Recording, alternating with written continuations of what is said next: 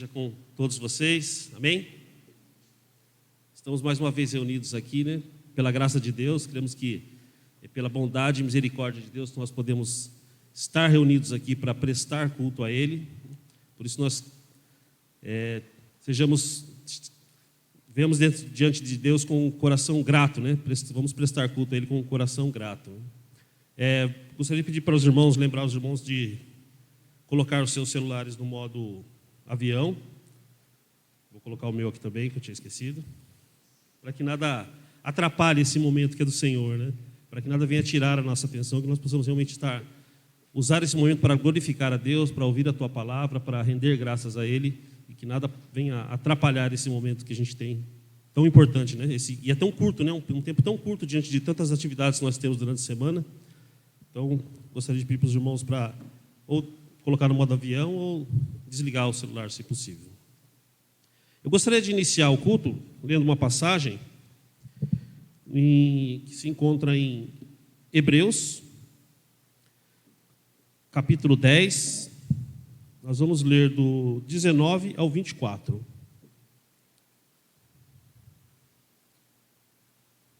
Hebreus, capítulo 10, do versículo 19 até o versículo 23, na verdade. Amém? Vamos ler. Portanto, irmãos, tendo ousadia para entrar no Santo dos Santos, pelo sangue de Jesus, pelo novo e vivo caminho que Ele nos consagrou, pelo véu, isto é, pelo seu corpo, e tendo grande sacerdote sobre a casa de Deus, cheguemo-nos com um verdadeiro coração, em plena certeza de fé, tendo o coração purificado da má consciência e o corpo lavado com a água limpa. Guardemos firme a confissão da nossa esperança, pois fiel é aquele que fez a promessa. Amém? Como vocês sabem, né, nós já falamos aqui algumas vezes, no início, no Antigo Testamento, os pecados eram expiados através do sumo sacerdote. O sumo sacerdote precisava ir até o local do santo, até o altar, e sacrificar animais de acordo com os pecados, né? E esse texto vem nos lembrar que isso não é mais necessário. O versículo 19 fala que nós podemos entrar com ousadia no Santos dos Santos. O que era o Santos dos Santos? Era um lugar onde somente o sacerdote poderia entrar.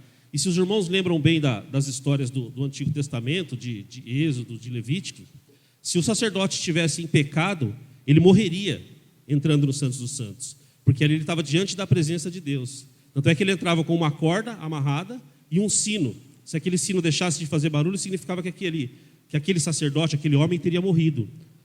Então era um lugar diante da presença de Deus, ele deveria estar santo, ele deveria estar limpo. E o Santo dos Santos é esse local.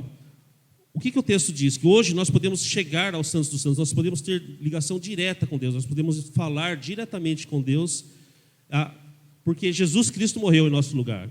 Foi através da morte de Jesus Cristo que Ele morreu, que nós podemos ter esse contato direto com Deus. O versículo 20 fala que Ele nos mostrou, Ele proporcionou um novo e vivo caminho. E o véu se rasgou. O véu era outra característica do templo. Ele separava o local onde as pessoas podiam ficar dos Santos dos Santos. Então o sacerdote teria que atravessar o véu para chegar ao ponto dos Santos dos Santos.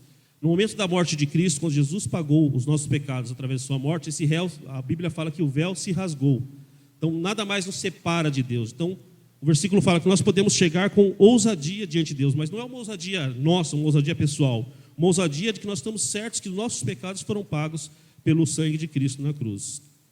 E ele fala também que para nós chegarmos com um verdadeiro coração. Antes do 21 fala que e tendo um grande sacerdote sobre a casa de Deus. Então não é mais necessário aquele sacerdote fazer as ofertas pelos nossos pecados, o sacrifício pelos nossos pecados. Nós temos um grande sacerdote que é o nosso Senhor Jesus Cristo. E diante disso ele fala para a gente chegar com um coração verdadeiro, coração pleno, cheio de fé. O que ele quer dizer com isso? Hoje nós estamos reunidos aqui, nós podemos chegar a Deus, isso é para toda a nossa vida, mas hoje nós temos a oportunidade de estar glorificando como igreja. Então, eu gostaria de chamar a igreja para estar se colocando diante de Deus com essa certeza que nossos pecados foram pagos e principalmente com o coração grato pelo sacrifício do nosso Senhor Jesus Cristo na cruz. Amém? Vamos colocar de pé e iniciar o culto, fazer uma oração? Pai Santo, queremos te glorificar. Pai amado, queremos te adorar, porque hoje o Senhor nos dá mais uma oportunidade de estar diante de Ti, ó Pai amado, como igreja, para prestar culto a Ti, Pai. Pai, somos gratos a Ti pelo sacrifício do nosso Senhor Jesus Cristo na cruz, Pai. Nós agradecemos porque o preço dos nossos pecados foi pago, Pai amado, e hoje nós podemos ter acesso direto ao nosso Senhor através da pessoa do nosso Senhor Jesus Cristo, Pai. Somos gratos a Ti por isso, Pai amado. Que possamos realmente ter corações gratos, ó Pai amado, que possamos ter realmente corações que desejam Te louvar, Te glorificar, Pai amado, e que possamos realmente ter o desejo do nosso coração de aprender a Tua palavra, de entender o Teu propósito para a nossa vida, Pai amado, e possamos estar nos moldando, ó Pai amado, de acordo com aquilo que o Senhor tem para cada um de nós, de acordo com a Tua palavra, Pai. Que esse seja um momento, ó Pai amado, de glorificar Teu santo nome, ó Pai amado, que os pensamentos que podem vir às nossas cabeças, Pai amado, para nos tirar a nossa atenção, Pai amado, em relação ao culto a Ti, Pai amado, que possam passar longe da nossa cabeça, Pai amado. Possamos realmente nos concentrar em Te louvar, Te glorificar e aprender da Tua palavra nessa manhã, Pai. Em nome de Jesus, amém. Nós vamos, como nós temos feito, nós estamos estudando o Evangelho de Marcos e hoje nós vamos continuar a meditação de Marcos no capítulo 8, do versículo 22 ao versículo 26. Acho que o controle não está funcionando, né? Você passa para mim, por favor. Vai passando.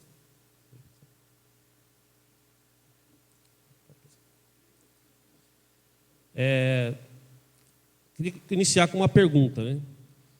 Você se considera uma pessoa cega?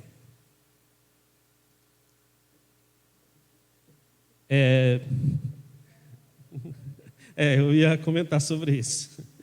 Creio que muitos aqui, pelo menos que eu saiba, nós não temos nenhuma pessoa com deficiência visual na nossa igreja, não temos nenhuma pessoa cega na nossa igreja. Temos algumas pessoas que enxergam melhor, outras que enxergam com mais dificuldade, né? Eu, como os irmãos sabem, de um tempo para cá, de uns alguns anos para cá, eu tenho bastante dificuldade de ler. De longe eu enxergo bem, mas de perto eu não consigo ler, praticamente não consigo ler. Fica tudo embaralhado, né? Então, alguns irmãos têm problema de visão, mas não é uma visão que impeça-os de enxergar totalmente, né? Eu creio que, pelo menos eu acredito que a resposta de todos para essa pergunta inicial seja não, né? Acredito que sim, né? Mas você conhece alguém que seja cego? Vocês conhecem alguém? Conhecem? Todos conhecem alguém que seja cego, né? Eu assim, conheço pessoas, né? Conheço pessoas, mas eu tive mais contato. A única pessoa que eu tive mais contato... Na pregação anterior eu citei a Matilde, né? Que foi uma pessoa que eu tive bastante contato, que era surda e muda, né? E a pessoa com quem eu tive contato, eu conheci uma pessoa, até eu já citei ela algumas vezes aqui, pela fé dela, né? A proximidade com Deus dela, uma pessoa da primeira igreja que eu me converti, né? Onde eu cresci, que era uma pessoa chamada Irmã Nelly, uma senhorinha hoje ela está bem idosa, bem já fraquinha, né? Mas ela ainda está firme nos caminhos do Senhor, né? Então, assim, eu conheci essa pessoa, a pessoa que eu tive mais proximidade até agora, a pessoa cega, foi essa senhora, a Irmã Nelly, né? Mas por que eu estou perguntando isso hoje? Porque o texto que a gente vai conversar hoje, que a gente vai estudar hoje, ele fala sobre essa questão, sobre a cegueira, né? Ele fala sobre um homem que era cego e foi levado até Jesus pelas suas pessoas próximas para que ele fosse curado por Jesus. E é esse o texto que nós vamos meditar nessa manhã. Inicialmente eu pensei em colocar simplesmente assim, você é cego, mas eu achei que era tão agressivo esse termo, né? Geralmente é usado numa forma assim pejorativa, né? De querer dizer que a pessoa não enxergou alguma coisa, né? Então assim, eu mudei um pouquinho porque me pareceu um pouco agressivo. Você é cego?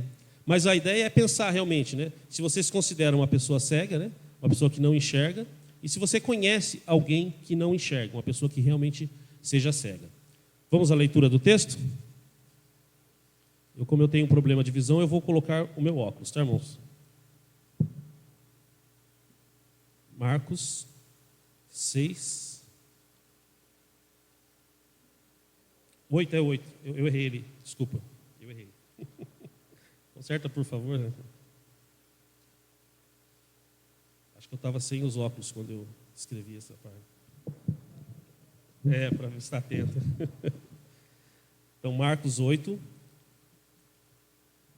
do versículo 22 ao versículo 26. Todos encontraram? Chegaram a Betsaida e lhe trouxeram um cego, rogando-lhe que tocasse nele. Ele tomou o cego pela mão, levou-o para fora da aldeia e cuspiu-lhe nos olhos, e, impondo-lhe as mãos, perguntou: vês alguma coisa? O cego, levantando os olhos, respondeu: vejo as pessoas como árvores que andam. Tornou Jesus a pôr-lhe as mãos nos olhos, e ele, olhando firmemente, ficou restabelecido, e já via ao longe e distintamente a todos. Mandou Jesus para casa, dizendo: não entres na aldeia. Vamos orar? Pai amado, estamos diante da Tua palavra, Pai, cremos que a Tua palavra, ela é viva, ela é eficaz, Pai, e ela fala aos nossos corações, Pai. É isso que queremos pedir nessa manhã, Pai amado. Que a Tua palavra, através do Seu Espírito, Pai amado, possa falar aos nossos corações, possa transformar as nossas vidas, Pai, possa nos mover, ó Pai amado, numa situação de comodidade que nós estivermos, Pai, e possamos realmente decidir, ó Pai amado, possamos tomar a decisão de agir conforme a Tua vontade, Pai. Pedimos a Ti que usa a minha vida nesta manhã, Pai, não da maneira que eu quero, mas da maneira que a Tua igreja precisa, para que a Tua igreja seja edificada, Pai. Em nome de Jesus, amém.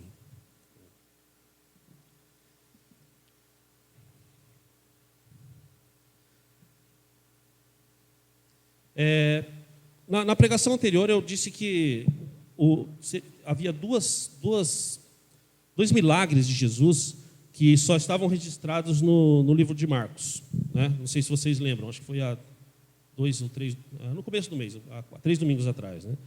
Um foi o que eu preguei, sobre a cura do surdo e gago, e o outro milagre que está somente no livro de Marcos, somente no Evangelho de Marcos, é esse texto que nós lemos hoje, que fala sobre a cura de um cego.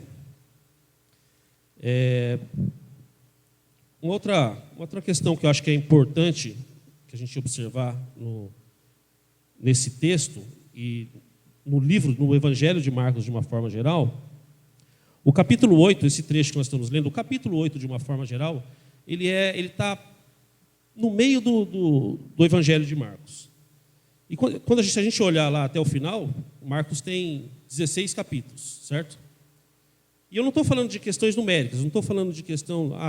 8, né? Tem 16 dividido por 2, nós estamos no meio do capítulo, né? Eu não estou falando de questões físicas, questões matemáticas, né?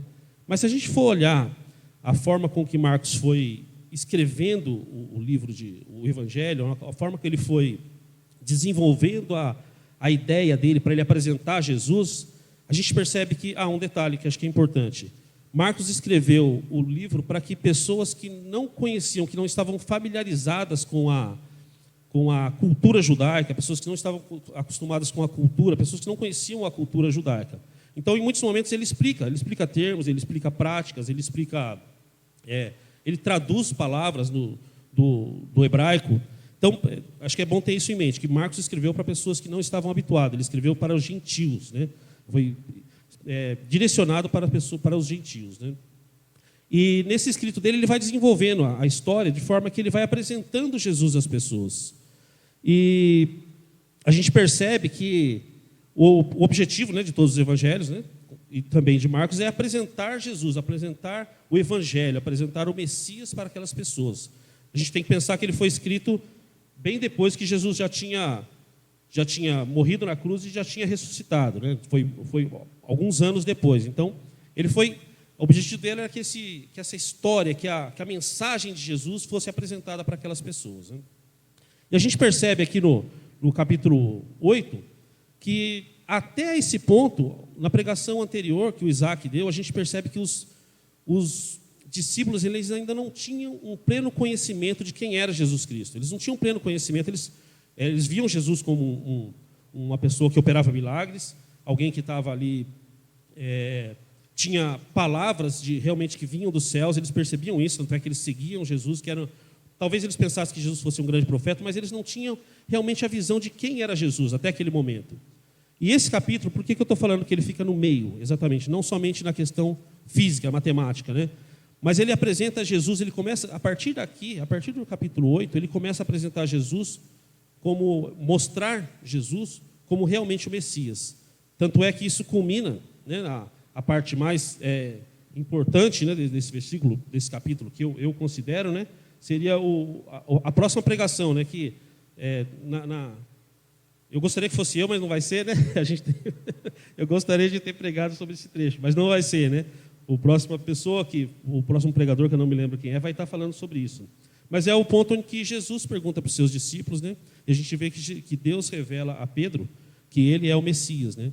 Então, gente, a ideia foi sendo construída de Jesus, mas até esse momento a gente vê que os discípulos ainda tinham dúvidas sobre quem era Jesus. Eles tinham uma visão não muito clara de quem era Jesus, não tinha sido revelado completamente para eles quem era Jesus, né? Então eu gostaria que a gente pensasse nessa questão no desenvolvimento do livro de Marcos, né? E é uma questão interessante também que até aqui Jesus estava, a maioria do seu trabalho até aquele momento tinha sido feito na Galileia, mas aqui estava terminando a parte a missão dele naquela região. Então até daqui para frente, né, do Evangelho de Marcos, Jesus vai estar atuando em outras áreas, né, fora dessa área. E uma questão também interessante desse versículo, desse capítulo, que complementa a pregação anterior, né, pelo menos da minha parte, é que nós falamos sobre Isaías, o trecho de Isaías, o versículo 35, Isaías 35, versículos 5 e 6, não precisam abrir, mas ele fala das maravilhas, dos milagres que o Messias falava, né, o faria. E eu citei na pregação anterior, e uma delas era curar surdos e mudos e curar cegos. Então ele complementa essa profecia de Isaías, mostrando que realmente Jesus era o Messias que foi prometido durante todo o Antigo Testamento.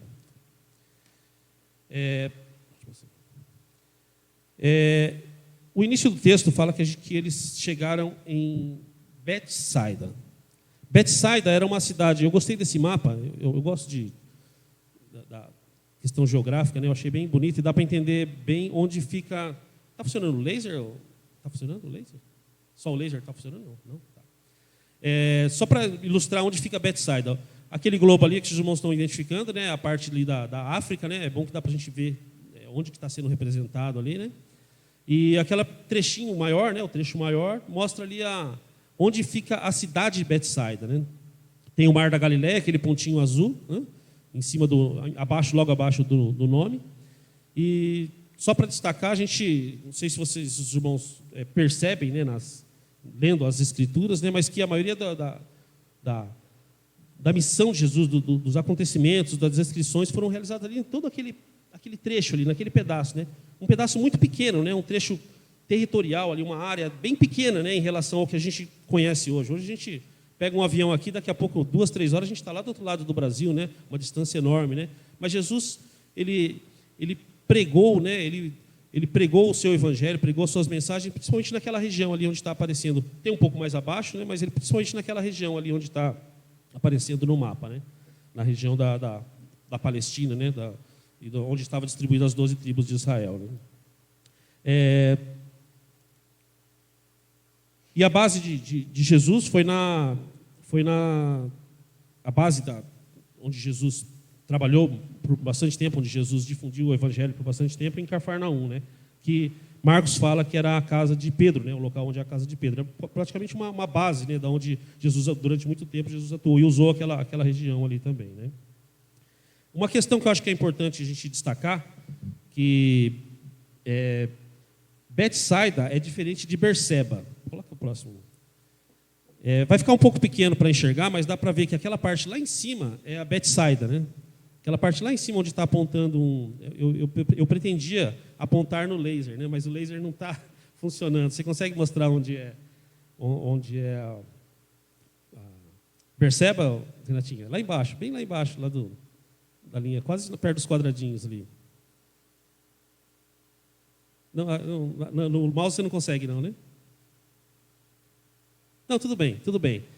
Mas Berseba fica bem lá embaixo, bem para baixo do Mar Morto, né? Uma região bem, bem distante, né? Esse mapa está um pouco ampliado em relação ao outro, né? Então, Betsaida está lá em cima, né? E Berseba está lá embaixo, tá? Então não é a mesma coisa, tá? Um ponto interessante também sobre a cidade, né? Betsaida significa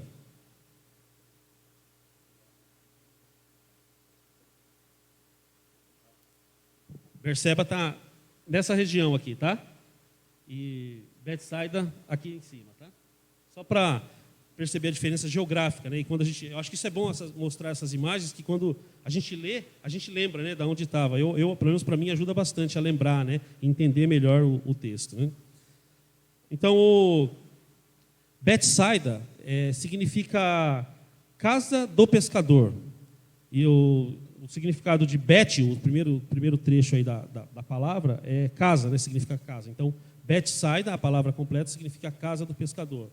Provavelmente porque tinha muitos pescadores naquele local, né? Com certeza tinha muitas pessoas, era próximo ao mar da Galileia, tinha muitos pescadores, então o significado do nome Betsaida é casa do pescador. Uma questão que eu acho que é importante também a gente destacar, que é uma informação que eu achei interessante sobre Betsaida, ela é citada junto com Corazim e Cafarnaum, elas são chamadas de cidades impenitentes. Lá em Mateus 11, capítulo 11, dos versículos 21 a 22, Jesus fala sobre essas cidades. Ele fala sobre essas... eu gostaria de abrir, acho que é interessante ler esse trecho, acho que é importante. 11 do 21.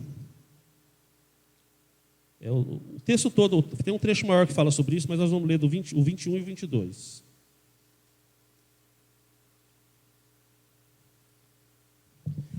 O 21, eu vou ler o 20 também, tá? Então começou ele a denunciar as cidades onde se realizou a maior parte dos seus milagres, por não se terem arrependido. Ai de ti, Corazim, ai de ti, Betsaida, se em Tiro e em Sidom se tivesse feito os milagres que em vós se fizeram, há muitos já teriam arrependido, vestindo pano de saco e cinza. Então, Jesus é uma das 3 cidades que Jesus fala que ai de ti, porque eles não se arrependeram, né? O motivo de Jesus citar isso é porque o evangelho foi pregado naquelas cidades, as pessoas ouviram falar do evangelho, Jesus operou maravilhas, no começo do versículo fala aqui que ele operou muitos milagres, né? Mas as pessoas não se converteram ao evangelho. As pessoas não, de uma forma geral, a cidade não aceitou Jesus como Messias. E além dessa cidade, foi Betsaida e eu esqueci qual que é a outra. Bom, oi? Corazim, isso. Então ele compara essa a outras cidades, falou, ai de ti, né? Que vocês não aceitaram, apesar de ter feito muitos milagres, apesar de ter mostrado que realmente ele era o Messias, as pessoas não aceitaram a Jesus como Salvador. E Marcos mostra também, através desse texto que nós lemos, que essa cidade, apesar dela ter rejeitado a Cristo, ela teve oportunidade de conhecer a Cristo, né? E uma questão interessante que eu estava lendo sobre a cidade, quando eu estava lendo, é que essas cidades, elas foram, podemos dizer que ela foi amaldiçoada por Cristo, né, por elas não terem aceitado a Cristo. E você olhem, tiverem curiosidade, olhem as fotos dessas cidades na internet. Essas cidades, elas não prosperaram. Se você olhar as fotos delas, as cidades estão em ruínas, não são cidades que cresceram, como outras cidades da Palestina, da região do Oriente Médio. Essas cidades, elas estão em ruínas, elas não cresceram. Então, assim, é uma questão interessante para a gente pensar, né? Essas cidades foram amaldiçoadas por Jesus e realmente essas cidades, quando vocês estiverem em casa, procurem as fotos dessa cidade, informações sobre essas cidades. Elas não cresceram, as fotos delas são todas ruínas, as cidades não se desenvolveram. E Jesus realiza muitos milagres, que a gente vê nos versículos de Mateus, que ele realiza muitos milagres nessas cidades. Mas só esse é citado em Marcos ainda, né, sobre a cidade de Betsaida, né? Outra questão que eu acho que é interessante é que essa cidade era a cidade de Pedro, André e de Filipe. Eles, em João 1, capítulo 44, cita isso. A gente fica sabendo que Pedro, André e Filipe eram de Betsaida, acho que eu falei João, né? Porque João, pelo que eu li, algumas pessoas acreditam que João também seja de lá, só que não tem nenhuma confirmação bíblica, um texto que realmente afirme isso, né? Então aí a gente começa, vamos meditar agora no texto que nós lemos, né? Deixa eu abrir de novo aqui que eu tinha fechado.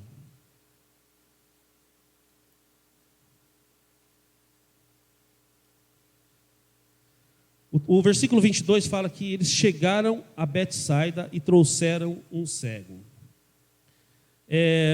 Como nós falamos aqui no início, né? Vocês conhecem pessoas cegas, não tem ninguém com uma dificuldade tão grande, mas vocês conhecem pessoas cegas.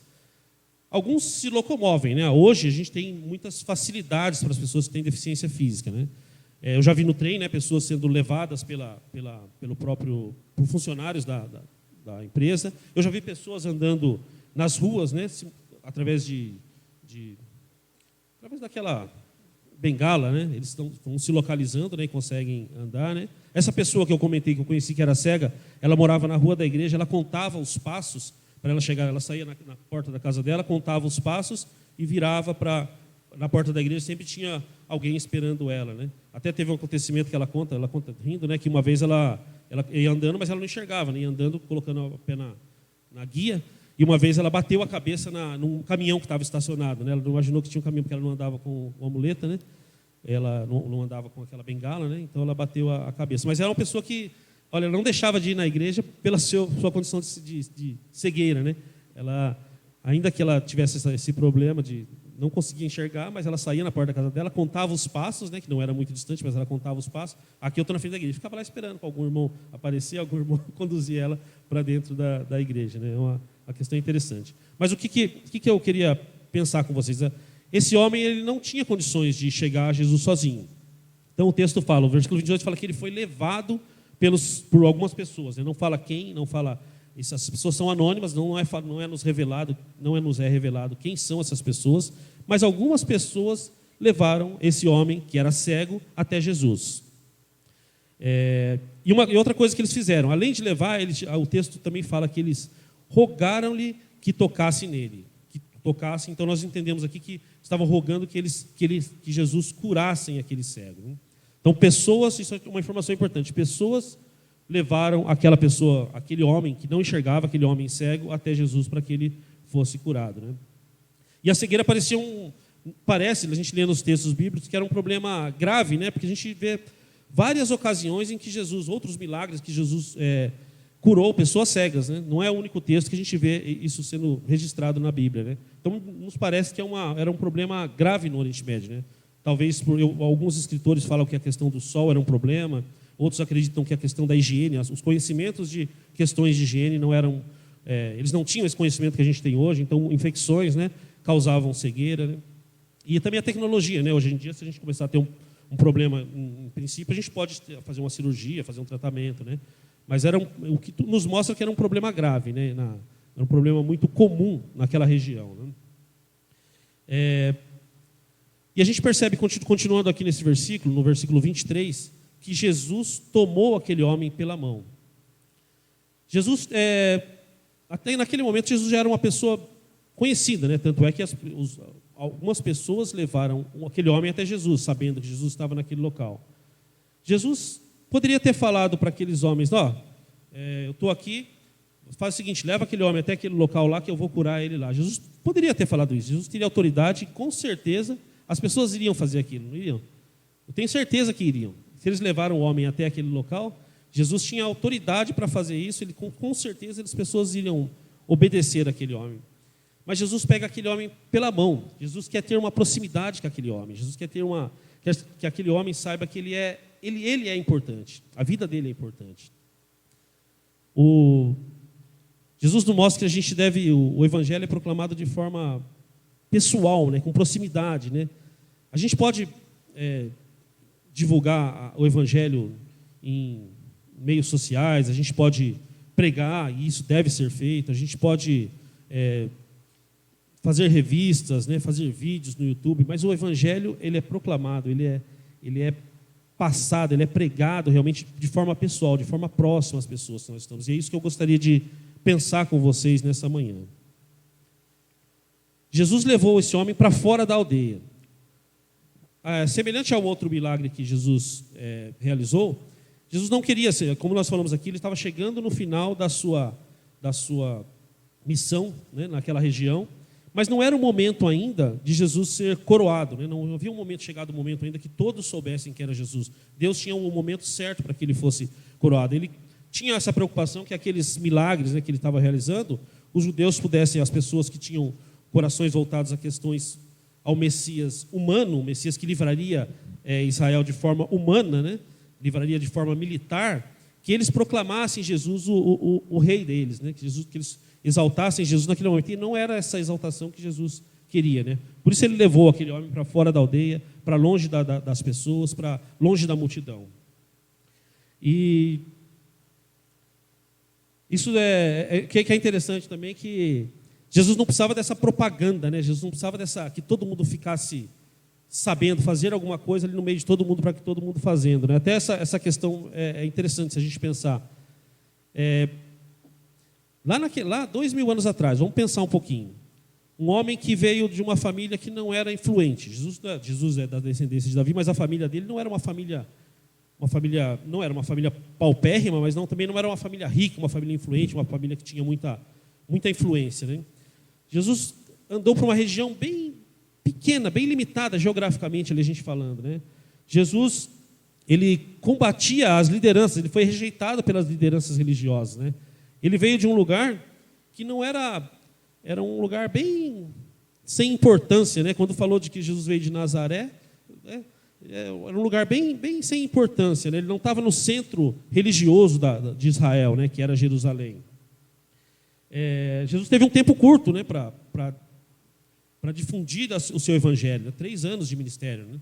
Jesus praticamente foram 3 anos, né? Um tempo muito curto, né? Para ele que ele falasse sobre o seu ministério, né? Sobre as suas obras.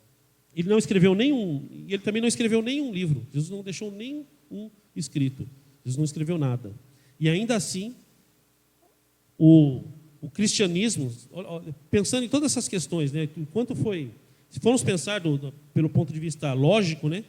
Foi tudo muito, muito pequeno ali, tudo aconteceu num espaço pequeno, por uma pessoa ainda que rejeitou as autoridades religiosas na época, pessoa sem influência, uma família sem influência. E olha onde o cristianismo chegou. Alcançou todo mundo, o cristianismo é difundido, né? Jesus é conhecido em todo mundo, né? Então, assim, pelo nosso meio racional, né? Pensando de forma racional, essa seita, né? Como os judeus poderiam ver o cristianismo, não vai vingar, não vai para frente, né? Mas não é pela propaganda, não é pela influência, não é por questões políticas, não é por questões financeiras que o evangelho foi difundido, mas pelo poder de Deus, pelo Espírito Santo de Deus que foi deixado aqui entre nós, né? Pelo poder de Deus de divulgar o evangelho e pelo Espírito que fala aos nossos corações. Então a gente vê que não é por questões pela força. Nós temos o nosso compromisso, mas não é por força, não é por influência, não é por dinheiro, não é por um excelente conhecimento teológico que o evangelho vai ser difundido, né? É importante, mas não é isso que nos impede de falar de Jesus. Não é eu não ser um teólogo, não é eu não ser uma pessoa que tem um conhecimento extremo da Bíblia que me impede de falar de Jesus. Nós vamos abordar isso um pouquinho mais para frente. Outra vez ele usa saliva, né? Eu não vou abordar muito isso, porque a gente já falou sobre essa questão da saliva, né? Assim como na outra, acho que vocês não estavam aqui, mas só para fazer um resumo, algumas pessoas não estavam aqui, mas fazendo um resumo, a saliva era vista como algo terapêutico, né, para naquela época, né? Os judeus daquela época entendiam que ela tinha propriedades terapêuticas, tinha a propriedade de curar, né? E uma observação interessante que eu vi lendo, né, que eu percebi, é que a gente geralmente, quem já martelou o dedo ou já fez alguma coisa no dedo, é assim, instintivamente colocou a mão na boca para parar de doer, né? Ou sei lá, não sei por que a gente faz isso, né? É uma forma instintiva, né? E como se realmente a saliva tivesse alguma propriedade, né? Isso talvez venha de algum conhecimento antigo, mas de forma instintiva a gente coloca a mão no dedo. Não sei se vocês já fizeram, com certeza já fizeram, né? Eu já fiz, depois de martelar na boca, a mão na boca, né? Para que a saliva, né, pudesse amenizar ou pudesse de alguma forma diminuir, né, aquele ferimento, né? Mas uma questão importante é que Jesus utiliza também a saliva, o toque, para que a fé daquele homem pudesse ser canalizada, né? Nós precisamos de alguma coisa mais tangível muitas vezes, né? Então, o objetivo de Jesus utilizar... Porque Jesus podia simplesmente falar, como ele fez em outras ocasiões, e em algumas ocasiões, como no caso do centurião romano, de longe, né, sem que ele chegasse próximo ao servo que estava doente do centurião romano, ele simplesmente ele diz que ele já estaria curado. Simplesmente por palavras, sem nem chegar perto. Jesus podia fazer isso, mas o objetivo de Jesus ali era que a fé dele fosse canalizada, né? E Jesus age de formas diferentes, né? De acordo com o nosso coração, né? Jesus vai agir diferente no nosso coração, na nossa vida, de acordo com o nosso coração. Ele conhece as nossas necessidades, ele conhece aquilo que nós precisamos passar, as situações que nós precisamos passar para que nós possamos chegar a ser pessoas mais próximas de Deus, né? Para que nós possamos realmente buscar a Deus, para que nós possamos reconhecer a nossa condição de pecador, né?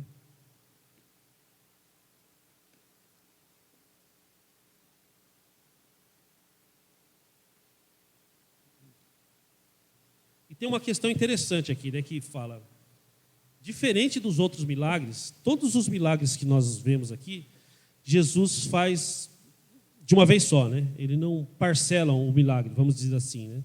Mas esse aqui é o único que ele faz de forma em 2 vezes, né? Em 2 etapas, né? É o único. E eu confesso aos irmãos que eu procurei vários livros, eu tenho alguns livros lá, procurei sobre uma explicação assim mais, que eu queria achar, essa explicação é perfeita para isso. Irmãos, eu não achei nenhuma explicação que me falasse, não, essa explicação é a melhor. Olha só, eu matei a charada, eu vou ensinar para a igreja por que foi em 2 etapas. E realmente eu não achei, eu pesquisei e não achei. Mas umas ideias que eu achei interessante em relação a isso é que Deus realmente ele trabalha de forma diferente na vida de cada um. Ele pode trabalhar na minha vida de uma forma, pode trabalhar na sua vida de outra, de acordo com as nossas necessidades. Ele conhece o nosso coração. E tem também uma questão didática aqui, né? Muitos e muitos textos, né, muitas pregações, muitos ensinamentos foram tirados dessa questão da visão parcial que esse homem tinha naquele momento. Então, aquele homem precisava ser curado. Nós não sabemos, não é revelado no texto por que aquele homem foi curado dessa forma, em 2 etapas, por que Jesus curou dessa forma, mas aquele homem, eu creio que ele precisava que aquela cura fosse dessa forma. Por alguma questão pessoal, ele precisava que aquela cura fosse daquela forma. E assim também é com a gente, né? A gente também vai ser moldado, né? Vai ser curado, vai ser movido por Deus de acordo com as necessidades do nosso coração.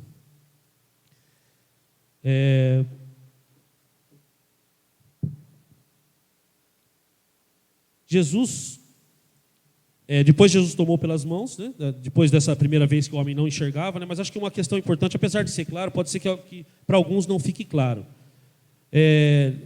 Assim que ele pergunta a primeira vez, né? Jesus pergunta para ele, você vê, né?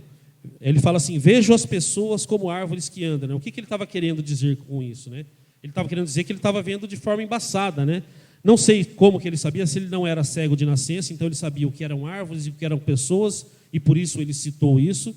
Pode ser que esse seja um motivo, mas pode ser que ele, pela descrição, ele sabia o que eram árvores e o que eram pessoas. E a forma que ele usou para explicar que ele não enxergava nitidamente, vejo pessoas como árvores andando, né? Então a gente percebe aqui que ele não enxergou de forma clara, isso que ele quer dizer aqui nesse texto. E Jesus colocou a mão nele novamente e nesse momento ele foi curado, né? E uma questão interessante também no versículo 26 é que Jesus mandou que ele não entrasse na cidade, mas que ele fosse para a casa dele, né? Que ele não entrasse na cidade. E como Jesus já tinha feito em outros milagres, né, em outras ocasiões, ele não queria que houvesse alarde daquele milagre, né? Para a gente, assim, pensando, né, como se nós fôssemos o cego, né, imagina a gente estar numa situação de cegueira, nós somos curados, a gente vai querer sair falando para todo mundo, né? A primeira coisa que a gente vai querer fazer é contar aquilo que aconteceu, né, para as pessoas, né? Contar o milagre que aconteceu. Com certeza ele estava muito feliz, né? Mas Jesus manda que ele vá para a casa dele, né? Mas é interessante a gente pensar na questão que essa cidade era uma cidade com o coração endurecido, assim como foi citado em Mateus. Pode ser que, por esse motivo, Jesus não queria que ele entrasse lá naquela cidade. Ele sabia que aqueles homens poderiam arrumar outros motivos, como com seus corações endurecidos, motivos para justificar aquela cura que não fosse a obra do Senhor na vida dele, que não fosse realmente um milagre de Jesus na vida dele. Mas, por outro lado, imaginem o impacto daquele homem chegando na casa dele. Aquele homem era cego. Jesus manda que ele vá para a casa dele. Imagina uma pessoa que é cego, não sei se era de nascença ou não, isso não é claro, né? Mas imagina um homem cego chegando na casa dele, o impacto que isso trouxe na família dele. O texto não diz o que mais que acontece com ele, mas com certeza foi algo muito impactante. O que aconteceu? Ele contou para a família dele, né? Que foi Jesus que curou, e com certeza isso teve uma influência na família dele, né? Até aqui eu estava explicando o texto, né? Mas eu gostaria de conversar agora sobre algumas aplicações, né? E já começar dessa questão de... eu coloquei fora da sequência, mas vamos seguir. Algumas aplicações para a nossa vida em relação a isso. Deus opera em nossa vida de forma pessoal. Para cada um de nós, Ele opera de uma maneira, como nós falamos aqui. Para aquele cego, ele curou aquele cego de uma forma diferente de qualquer um que ele já tinha curado. Ele usou os métodos que ele achou que Jesus viu que era conveniente para aquele cego, né? Pode ser que uma cura em uma etapa, uma cura de uma vez só, não tivesse tido o mesmo efeito para a vida dele que teve ali naquele momento. E na nossa vida pode ser dessa forma também. Muitas vezes alguns chegam a Cristo de uma forma, alguns chegam a Cristo de outra, alguns ficam anos e anos ouvindo o Evangelho e depois se convertem, vão entendendo aos poucos e se convertem. Alguns vão um dia na igreja, ouvem uma mensagem, o Espírito Santo fala ao coração dele e ele muda totalmente de vida, né? Em cada pessoa Deus age de uma forma. Algumas pessoas vão para igrejas mais tranquilas, mais tradicionais, alguns vão para igrejas mais rígidas, né? Mas eu creio que é a forma que Deus age na vida de cada um. Pode ser que na minha vida, a vida que eu tinha, se eu viesse uma igreja onde as coisas não são de forma rígida, eu teria dificuldades. Não que eu iria me afastar de Cristo, mas eu teria mais dificuldades de caminhar com Cristo, né? Então Deus age de forma única com cada um de nós, né? Eu tenho uma tia que a vida toda dela foi católica, né? E ela se converteu numa igreja uma igreja que prega muita prosperidade, vamos dizer assim, né? Mas eu fiquei feliz, né, com a conversão dela. Ela ficou 7 anos nessa igreja, né? Mas aí depois ela entendeu que era o momento de sair, né, daquela igreja. Ela entendeu o momento e foi para uma igreja que, eu diria assim, que tem mais Cristo como centro dos ensinamentos, né? Vamos falar que Deus não usou aquela igreja foi a forma que Deus usou para converter minha tia. Foi a forma que ele usou. Talvez ele tenha usado ela naquela igreja, né, da forma que ele quis. Talvez ele tenha usado as pessoas daquela igreja, né, na vida dela também. Mas foi a forma que Deus usou para converter ela. Então Deus age de forma individual com cada um de nós. Então, nós a gente querer que a conversão de pessoas próximas, ou de um filho, ou de um marido, de um parente, seja igual à minha conversão, ou uma conversão que eu tenho visto em outras pessoas, que eu acho que é o melhor dos mundos, né? Jesus age de forma única com cada um de nós, né? E pode ser necessário para algumas pessoas uma mudança radical, mas para outras não, né? Para outras pode ser que eu precise de uma mudança radical na minha vida, pode ser que eu tenha que sair do local onde eu estou, pode ser que Deus me mude de emprego, né? Porque aquele local eu não vou conseguir servir ao Senhor, eu vou ter dificuldade em servir ao Senhor, né? Daquele emprego que eu estava, ou naquele local onde eu estava, ou naquele relacionamento que eu estava, ou naquela vida que eu tinha. Pode ser que eu precise sair, mas muitas vezes não. Deus me salva, me converte, eu estou ali naquele lugar e ali eu vou servir ao Senhor. Uma outra questão que eu acho que eu gostaria de abordar é que Jesus mandou esse homem para casa, né? Ele não mandou esse homem para a cidade, né? Que na verdade a gente fala cidade, mas na verdade era um vilarejo, né? Era uma cidade bem pequena, né? Um local bem pequeno, né? Na casa dele, com certeza ele deu testemunho de Cristo, do milagre que Jesus fez na vida dele, né? E acho que essa é uma questão muito importante para a gente pensar. A nossa casa, o nosso lar é o primeiro lugar onde a gente vai servir a Deus, né? A nossa primeira missão, o nosso primeiro ministério está na nossa casa, né? E na nossa casa a gente não consegue fingir que somos cristãos, né? Não consegue. Em casa é impossível. A gente pode fingir na igreja, a gente pode fingir no trabalho, na escola, mas aquelas pessoas que vivem com a gente no dia a dia, elas conhecem o nosso comportamento, né? Então é muito importante essa convivência, esse comportamento dentro de casa, né? O testemunho, né? Isso é muito importante, esse testemunho que a gente dá dentro de casa, né? A minha sogra costumava falar que você quer conhecer uma pessoa, é um termo que ela usava, né? Não sei se vocês conhecem esse ditado, né? Você quer conhecer uma pessoa, come 1 quilo de sal com ela, né? O que quer dizer? Não sei se todos conhecem essa expressão, né? Quanto tempo a gente demora, né, para comer 1 quilo de sal? Demora, né? A gente não come 1 quilo de sal, uma família, né? Sei lá, 2, 3 meses, 4 meses, nem sei quanto tempo a gente dura 1 quilo de sal, não sei, mas demora bastante tempo, né? Mas você quer conhecer, o que quer dizer isso? Você quer conhecer realmente a pessoa, conviva com ela, tenha uma convivência com ela, né? E o que eu estou destacando com isso? A importância de nós sermos igreja, de nós sermos semelhantes a Cristo em nossa residência, em nossa casa, em nossa família, no meio daquelas pessoas que nós estamos, né? Isso é muito importante, né? É muito importante que a gente tenha consciência disso. Eu posso pregar, eu posso ensinar, posso tocar, posso fazer o que...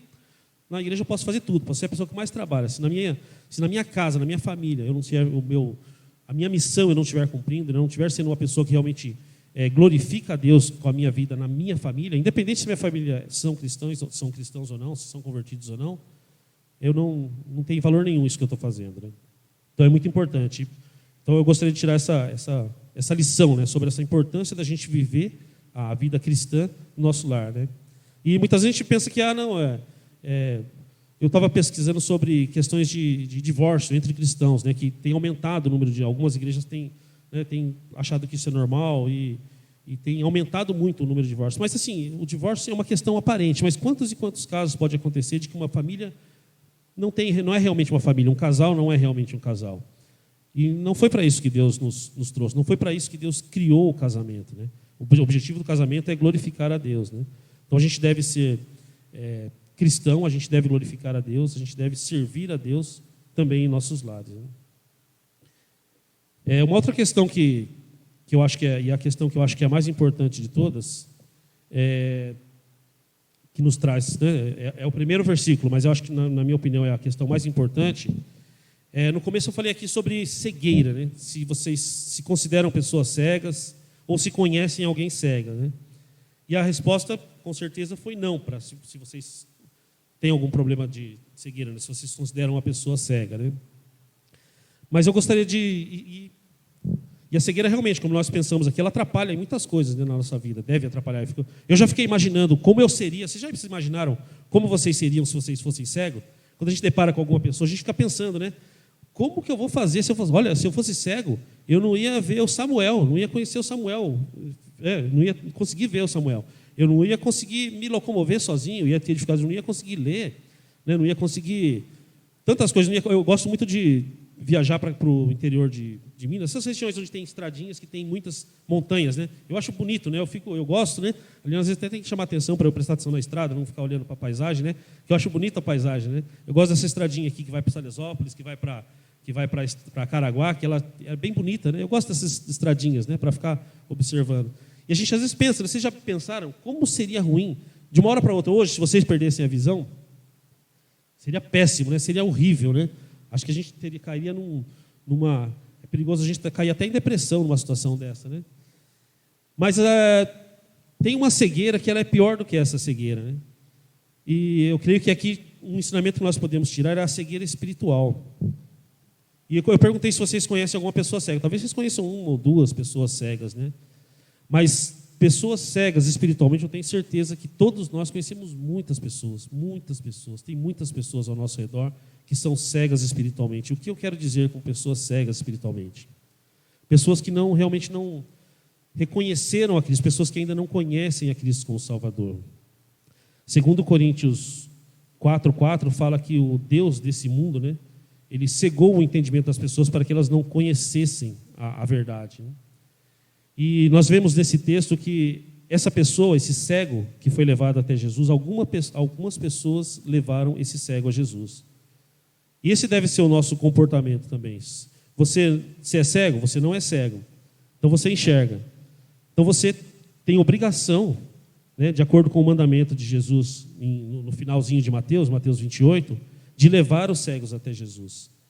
As pessoas que não conhecem o Evangelho, quantas e quantas pessoas têm aí tendo uma vida de perdição, tendo uma vida que não glorifica a Deus, tendo uma vida que fazendo um monte de coisa errada. E essas pessoas são cegas espiritualmente. E você conhece essas pessoas, né? Eu conheço essas pessoas, né? E a nossa missão é levar essas pessoas até Jesus. Eu não estou dizendo que essas pessoas não vão ser convertidas, porque eu creio que se elas estão dentro do plano de Deus, elas vão conhecer a Cristo no momento. Mas imagine a bênção de você ser usado por Deus. Como você pode ser usado por Deus para levar essas pessoas a conhecer o Evangelho? Você pode ser usado por Deus para levar essas pessoas a ser libertas do pecado. Então essa é a principal função da nossa vida aqui na Terra, né? É glorificar a Deus e levar as pessoas a conhecer a Cristo, né?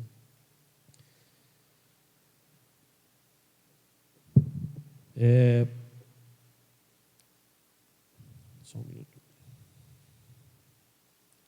A gente pensa também na questão de...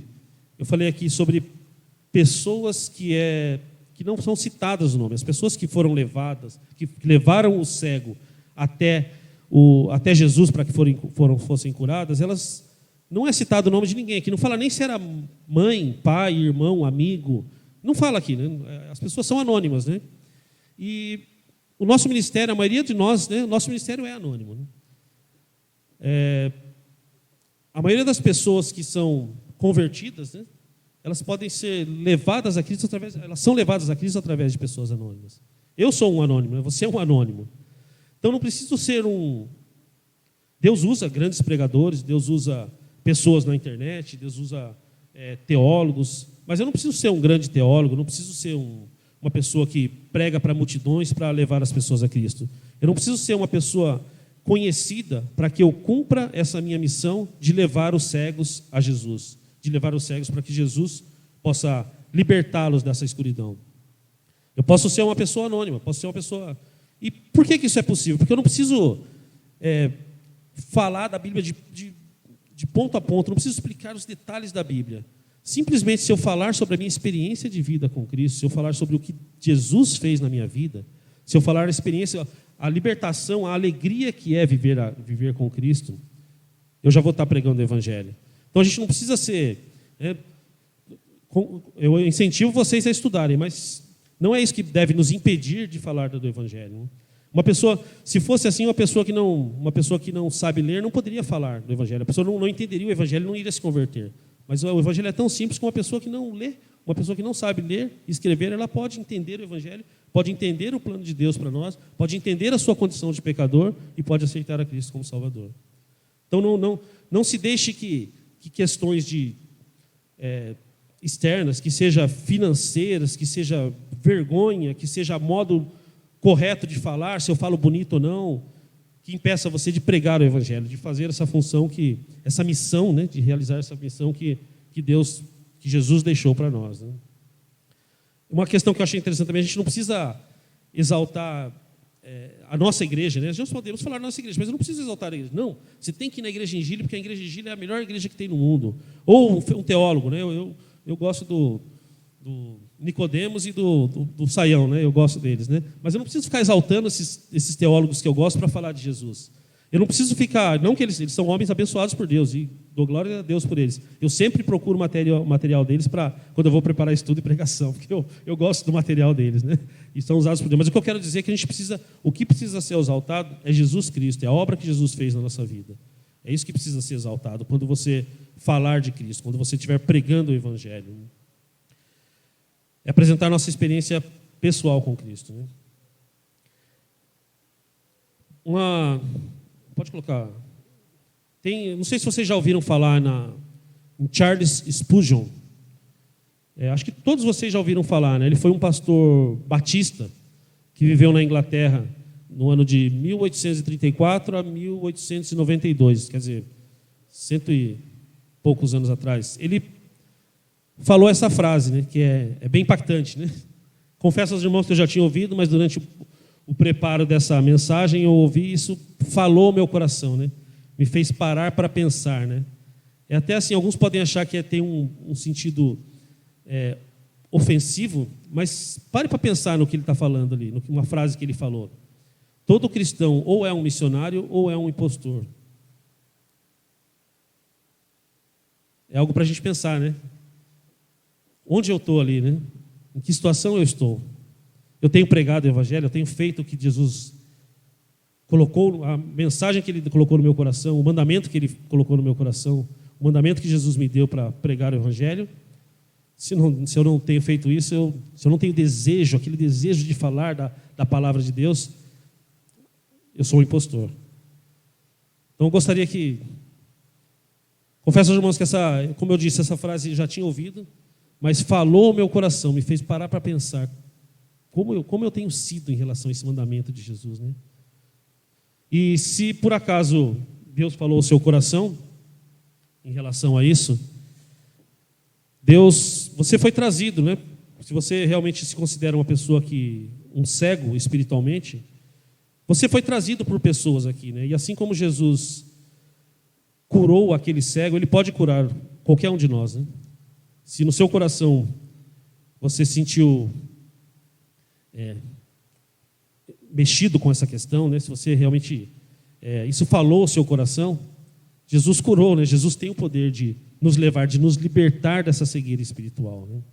E é isso que eu gostaria de que vocês pensassem nessa noite, isso que eu gostaria que nós refletíssemos nessa noite, né? Como temos sido? Nós somos realmente cristãos ou somos impostores? Amém? Vamos orar? Pai, cremos na Tua palavra, Pai amado, que a Tua palavra é a verdade, Pai. E o Senhor tem colocado em nosso coração, ó Pai amado, tem mexido com os nossos corações, tem nos exortado, ó Pai amado, em relação à vida que nós temos tido diante de Ti, Pai. Pai, nós colocamos diante de Ti os nossos corações, Pai amado, e que possamos realmente reconhecer, ó Pai, a nossa condição, ó Pai amado. Se não temos, ó Pai amado, obedecido o Teu mandamento, ó Pai amado, se não temos realmente tido uma vontade, ó Pai amado, um desejo em nosso coração de falar dessa verdade, de falar, ó Pai amado, da graça, do milagre que o Senhor fez na nossa vida, da libertação da vida de pecado, ó Pai amado, que o Senhor nos deu. Se nós não temos tido esse desejo, ó Pai amado, que o Senhor possa falar aos nossos corações e que possamos realmente refletir, ó Pai amado, por que não temos tido esse desejo em nosso coração, Pai amado. Pai amado, que realmente, se nós conhecemos a Ti, Pai amado, se realmente fomos convertidos, ó Pai amado, reconhecemos a Ti como o único Salvador, ó Pai amado, se nossos olhos foram libertos e realmente nós reconhecemos a nossa condição de pecador e que somente através de Cristo nós podemos nos voltar a Deus, Pai. Que realmente nós possamos ser servos, ó Pai amado, e possamos ter o desejo em nosso coração de proclamar o Teu Evangelho, Pai amado. E Pai amado, naquilo que for necessário, Pai amado, nos dê sabedoria para lidar com as situações, nas dificuldades que nós temos em nossa vida, nas dificuldades na nossa vida cristã, da nossa vida no lidar com os nossos irmãos, ó Pai amado, que nós possamos ter amor, ó Pai amado, tratar os nossos irmãos com amor, e que possamos realmente estar buscando, ó Pai amado, ser uma igreja que serve a Ti, que glorifica a Ti, que proclama o Teu Evangelho, Pai. Em nome de Jesus, amém.